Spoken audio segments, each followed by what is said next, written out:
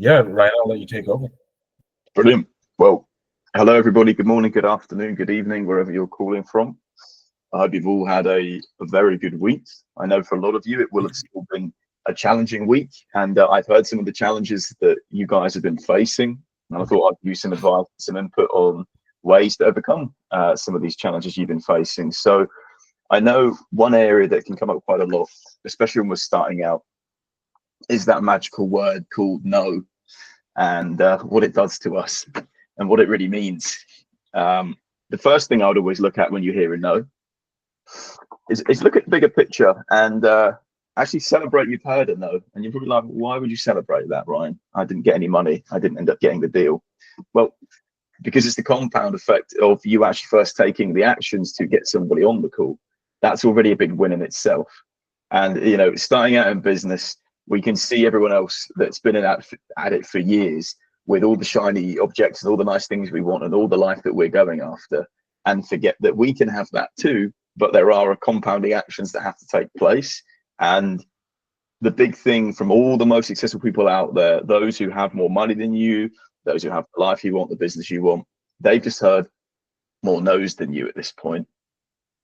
And it's never going to be something you'll ever get away from, but it's definitely reframing what a no means in your world. Because coming from the working world or the non-entrepreneurial world, a no can be quite a hard-hitting thing. Where in the entrepreneurial world, in the world where you're going out there to go and prospect, speak to people, and ultimately see who you can help work with, a no doesn't always mean a final farewell, does it? It can just mean not now. It might just mean not this. And it can mean a few other things as well. But what it also means is you're getting closer to a yes. Now, how can I say you're getting closer to a yes? Because you'll probably go, Ryan, I keep hearing it. It doesn't certainly feel like it. And again, it probably won't, because you've not had enough no's to see how many times it takes to hear that till you get to a yes. And I know Arzam has given you guys, I think, a very modest number, if I'm not mistaken. Arzam, was it a 10% conversion rate you've given everyone? Yeah, 10% conversion rate on their sales calls, and with the outbounds itself, the cold calling, it's 2 to 5%. That's the KPIs. It's not the KPI that I've given you. It's generally an understood KPI. Only up until you get your first £800 to $1,000 client. That's it. After that, we outsource.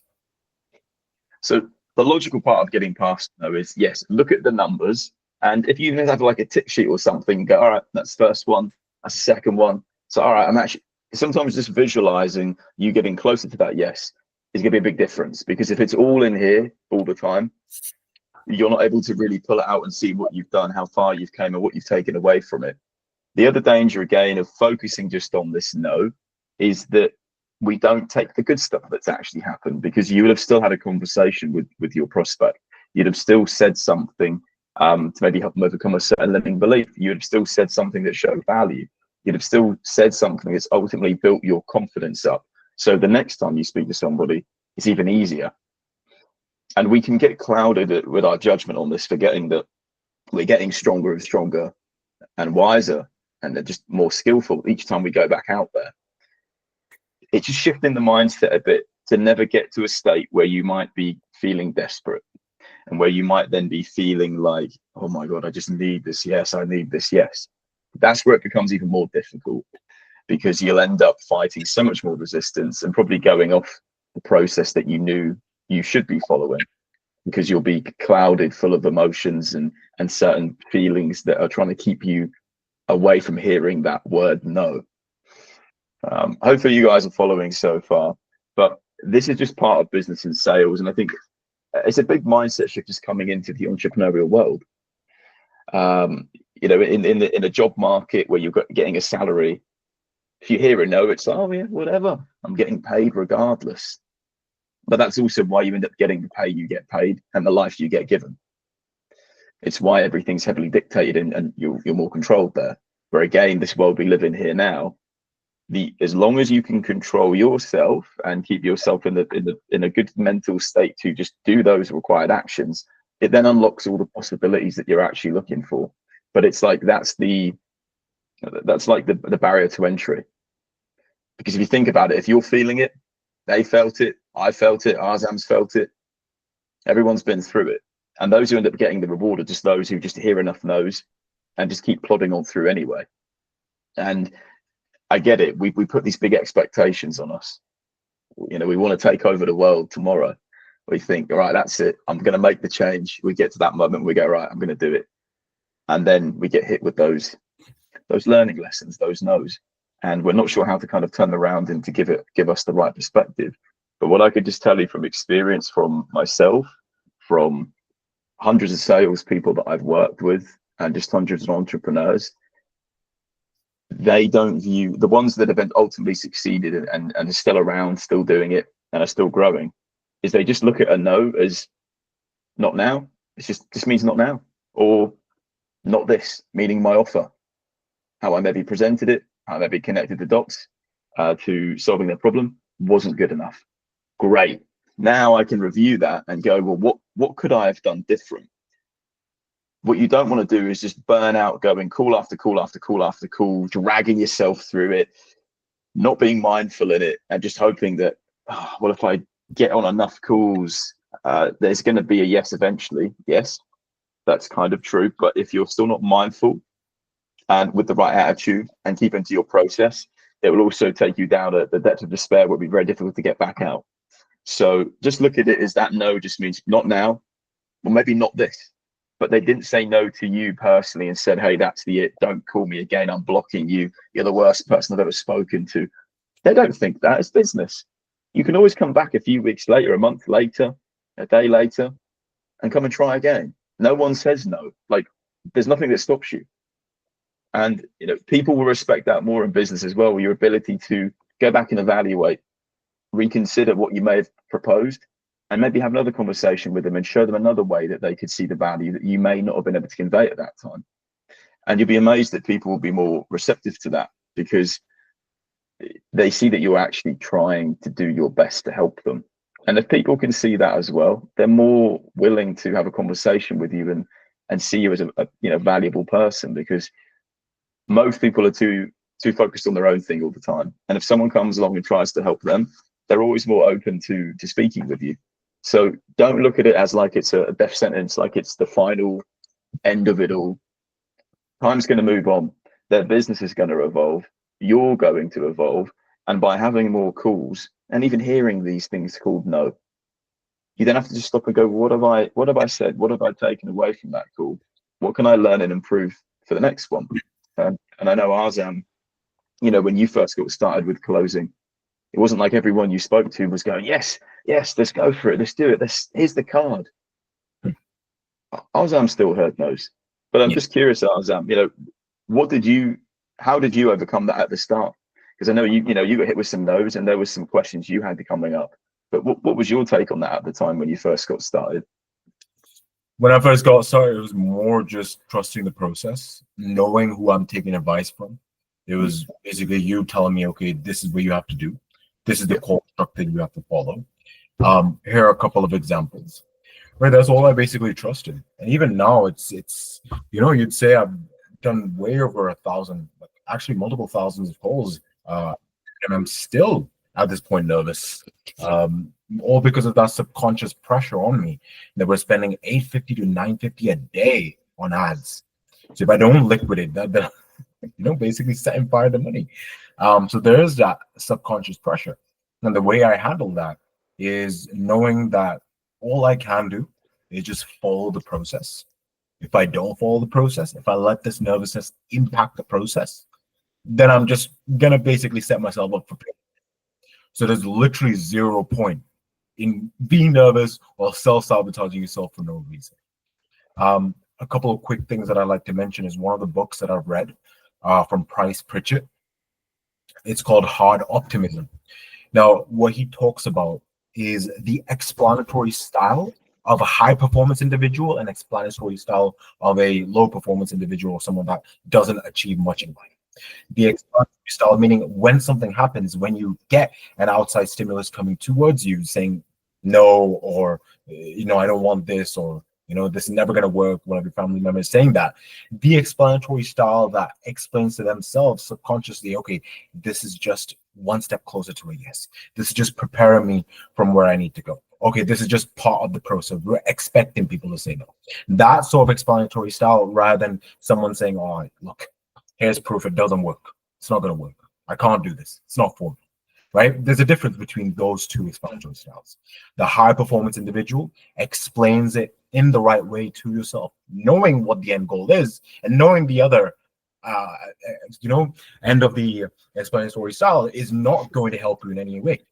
And also ignoring the no's, like completely ignoring the no's. So a high performance individual completely ignores the bad that has happened and just keeps on moving forward.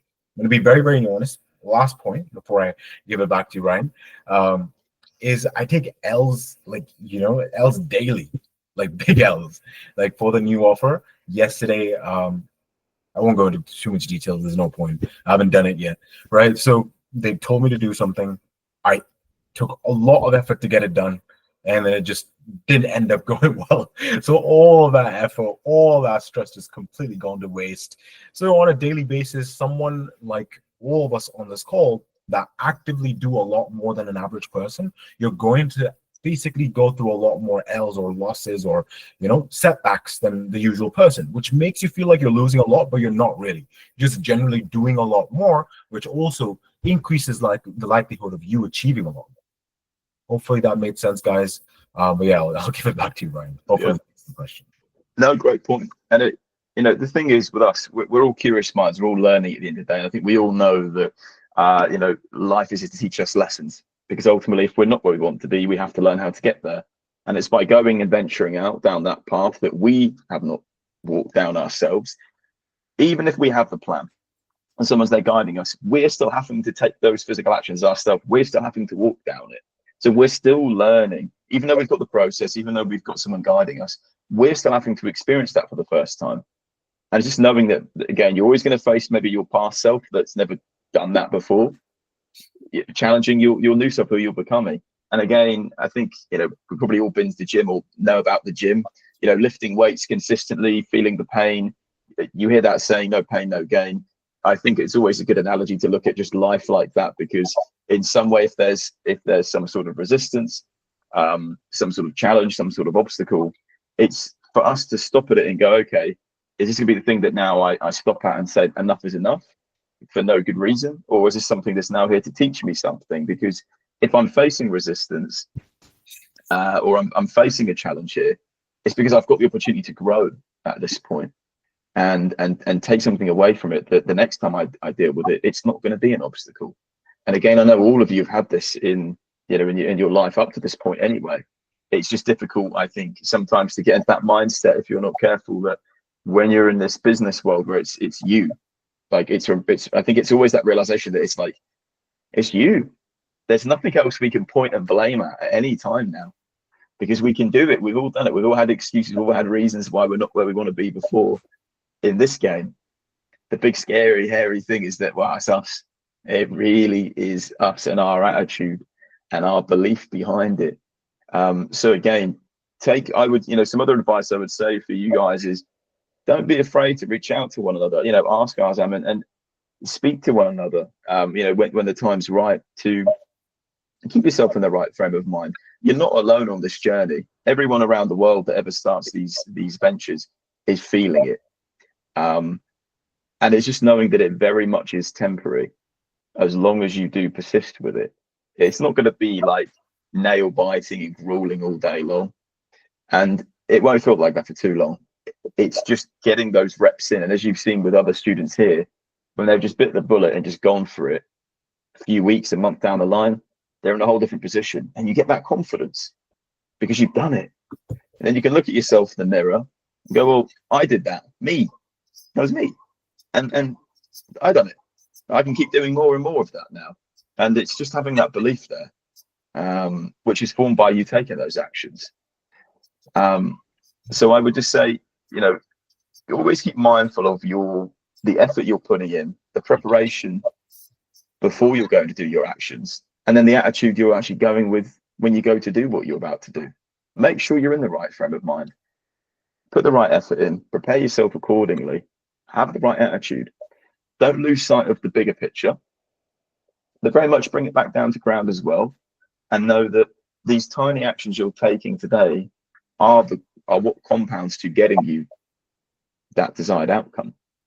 You can't fail there, but it's always going to be that battle of you trying to, convince yourself to keep going. Sometimes take the wins from other people, and sometimes we all get motivated differently. Sometimes, as much logic as you could hear, it's like, yeah, well, I feel this, I feel that.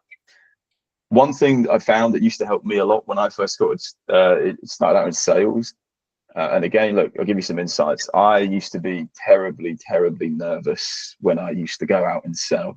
I mean, I was, from the sweaty palms, and you're like, oh God, I'm getting nervous to, needing to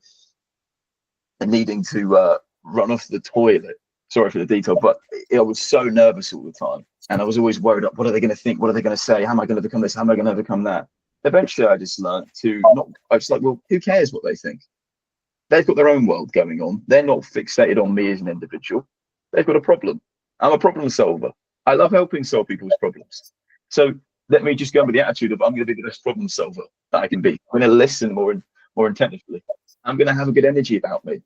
And what I would also do as some sort of pre-call rituals before I went and done those actions, might sound silly now, but I used to get myself motivated up to those American-based motivational sort of YouTube compilations from like back in the day, whether it be Arnold Schwarzenegger or it would be Eric Thomas or Brian Tracy, things like that. I'd listen to one of those compilations. I'd get myself in the right frame of mind. I would get my mind focused into, again, what I was about to go and do. And it would help me detach from whatever stress I had prior. And then I'd go in with, again, this good energy, this good perspective. So I'm not saying all of you need to brainwash yourself with the motivational stuff like I did, but find what works for you. Test these things out. If you haven't found the way that gets you in that right state, go test something. Put a bit of music on before. Go out for a walk before, clear your mind, focus yourself, then go into it. You'll all find your own pre-ritual, that works for you, but give it a go. The danger is to sit here at this screen, feeling those doubts, feeling those concerns, and then pulling yourself to then go and do it, because you'll have the wrong attitude. You won't be prepared correctly. Your effort will be more in vain than actually for your benefit, and it will take more from you than give to you. One thing I did want to mention, there's two sorts of personalities. There's one person that loves these advices, hey, keep a good mindset, high energy, be positive, etc. But there's my sort of mindset that is very direct, logical. Why should I? Why am I deluding myself unnecessarily? Things are going really wrong right now. Why should I be positive? If I've got those until now, why should I actually pull myself together and keep doing the same thing over and over again? And I truly think like that still to this day. And funnily enough, my sister showed me that on ChatGPT, there's now a feature where you can speak to it. And there's like, you can actually have a proper conversation with it. So I tested this out the other day and I was like, asking it questions. I was like, look, I'm going through this right now. I've just gone through this L. Why should I be positive? Why should I, listen to the typical mindset advice of keep going and be positive and do this and that? And I said, look, if you've noticed previously in life that there are obvious patterns where bad things happen, which prepare you to do something better, which makes you into the person that can do something bigger. For example, if certain big failures that I can think of in the past year, if those did not happen, I would not be prepared for who I am right now, or I wouldn't be the person. And I'll give you a very, very obvious example. At the beginning, one of my main lead gen channels was Instagram. And what Instagram kept doing was it kept banning my accounts. And it happened 6 times. It happened 6 times to the point where I had to restart my business over and over again. But what that did give me is the ability to literally start a funnel from scratch anytime, any day I want. whether it's VSL, whether it's YouTube VSL, whether it's lead generation ads, which prepared me to be fully capable to teach you guys any funnel and make it work very, very quickly, because I had to make sure my business survived, because my Instagram accounts kept going down. And they also prepared me to how to get contacts with Meta. So like if it goes down, I can just tell the person there, just put it back on.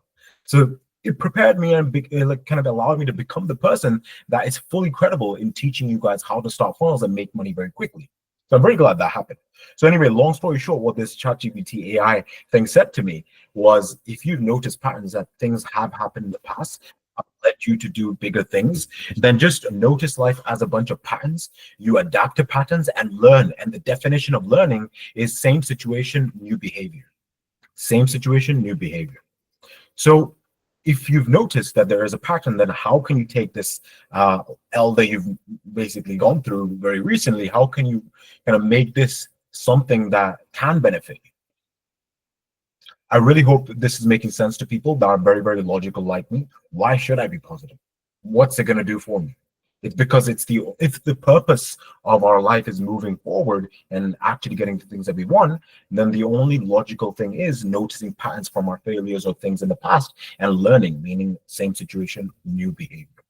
I really hope that helped people. What I'd like to quickly do in the last couple minutes of the call is Rida just got a $600 client, and I'd like to coach her on what to do next in front of you guys, so you can see how we're planning on scaling. I'm of course gonna have a one-on-one with her right after our call, but she just got it yesterday, and I'd like to give you a bit of an understanding of what we're going to be doing moving forward. So Rida, before we do that, just give me a bit of context behind what exact sales process you used with this specific client. What did you have to do? Did you use the structure that I've given you, or did you change things a bit? Just a bit of context so I can help you plan moving forward. Yeah, so actually, hi everyone. So yeah, I it was the first client I booked, and yeah, I closed that first one because as you know, like I changed my niche as well. Mhm. So I used the same sales process that you gave us, and yeah, and it was like because you know in Canada, like real estate is crazy, like it's really competitive. Mhm. So people are always you know looking for help. Yeah, yeah. Yeah, That's one of the biggest niches that we found yeah, really, really well, because for people that don't know, the interest rates over in Canada went really high at the beginning of last year. A lot of people couldn't afford houses, more people weren't bothering to sell houses. So it really affected these realtors. So they're really just trying to make up for the business that they've lost. So it is a very, very good niche at the moment, just based off of demand. But anyway, you got that first client, you charged 600. Now our next step, our next goal is to help you charge at least 1.5 to 2K. So you can really maximize was it the outbounds you doing it or the cold callers, right? no, I did it on my own. Right. Basically, what we need to do is now get to a point where we're charging 1.5K to 2K, so we can really put that money into the automation, book as many consultations as possible. But now, once you've had that experience of that one close, it gives you that confidence that moving forward, any consultations you'll have at the back of your head that, okay, I've done it before. I can pretty much just do exactly what I did before and replicate the same results.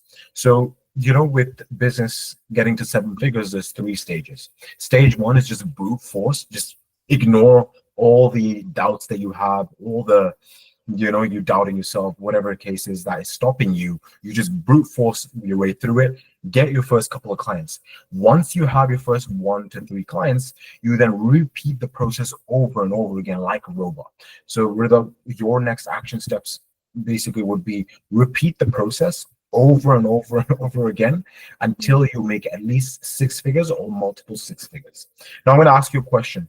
What is the biggest thing holding you back from doing what you've done over and over again? And then we can walk through like what the best action steps should be to solve that problem.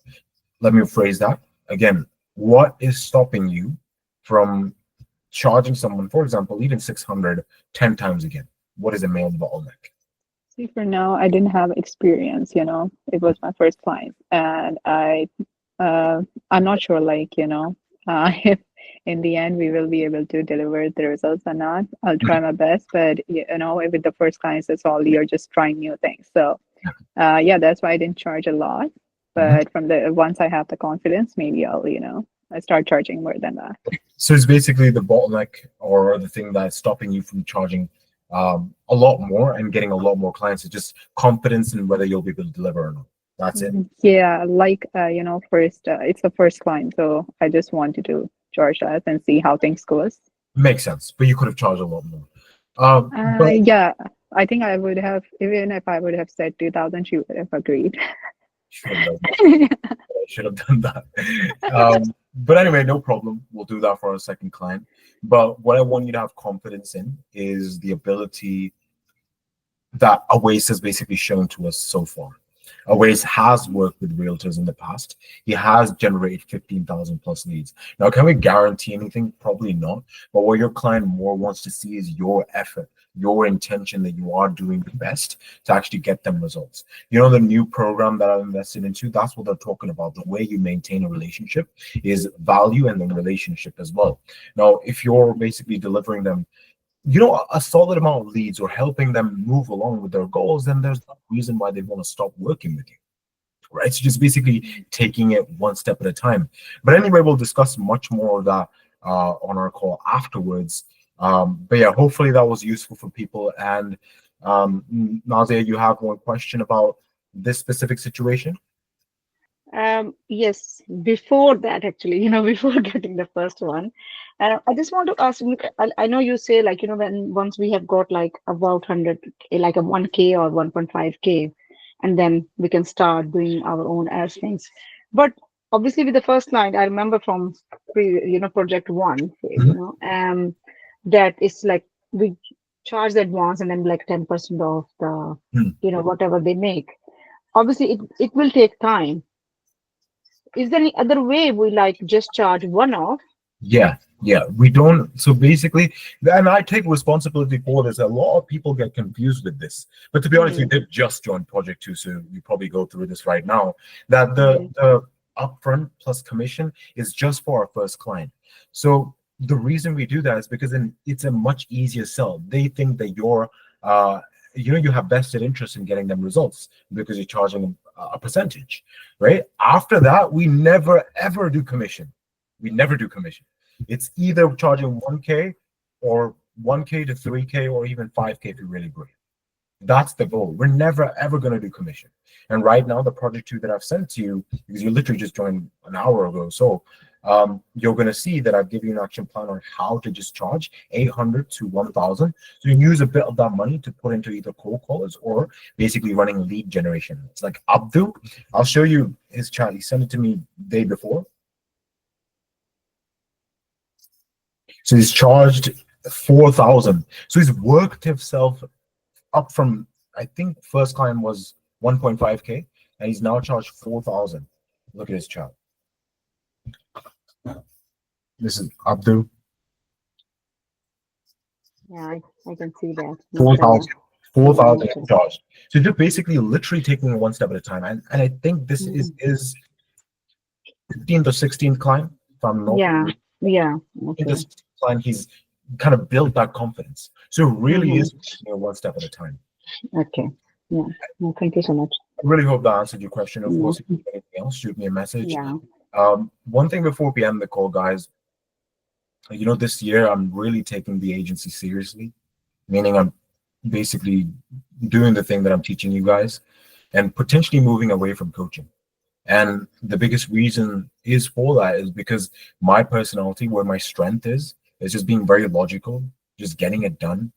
Empathy is very difficult for me, right? So it's just, I'm not saying I'm a sociopath, but I'm saying getting empathy is really difficult for me. Like when I give you guys certain tasks and you say, oh, it's too difficult or it's too, whatever this is, I can't do it, whatever the case is.